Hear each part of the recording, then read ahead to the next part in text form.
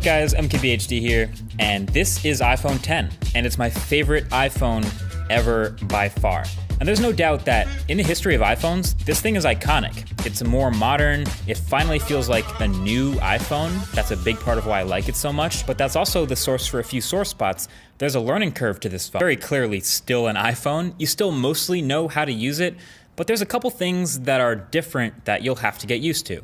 So on the outside, it's the shape we're used to, the rectangle with rounded corners, but this is the first time the display itself actually has curved corners, and it's pushed right up to the edges of the phone, or at least closer than they've ever been. The commercials make it seem a little more dramatic than it actually is, but hey, it's 2017, phones have small bezels, that's just the way they are now, so in that way, the iPhone catches up. And it pushes everything to the corners and keeps all the front-facing sensors. If there were a bigger iPhone 10 Plus, I would totally get that. Right now, despite the larger display, the 10 is definitely closer to feeling like an iPhone 8 than an 8 Plus.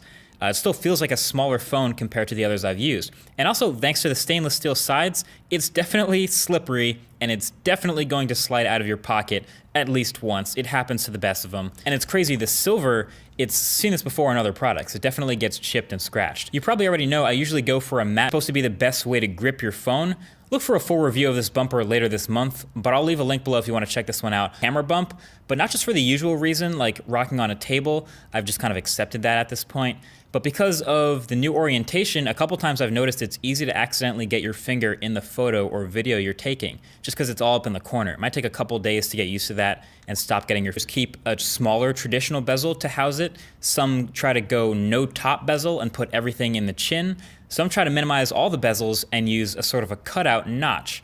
Apple has decided to go with a notch. And I don't mind it. In fact, I literally don't even think about it anymore in everyday use. Now, obviously, when you're focusing on it here as I'm talking about it and highlighting it on video, it's really obvious. You know, the unibrow at the top, it kind of just becomes a part of this iPhone 10's character, but you're never really looking at it during normal use, like flipping through apps, scrolling through Twitter, Instagram, and all the software they'll promote is apps that wrap right around that notch and fill up the whole display. That's what an optimized iPhone 10 app looks like.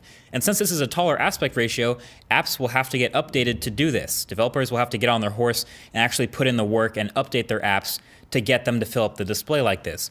And to be fair, most of the big name apps are already upgrading and embracing the notch like Apple wants, but there are still plenty that haven't updated yet, and they'll be obvious when you see them because they'll have these big bezels up at the top and the bottom, kind of like you're using them on an iPhone 8 again. So slowly, over the next couple of weeks and months, all of the apps you're using will get updated to embrace that notch, whether you like it or not.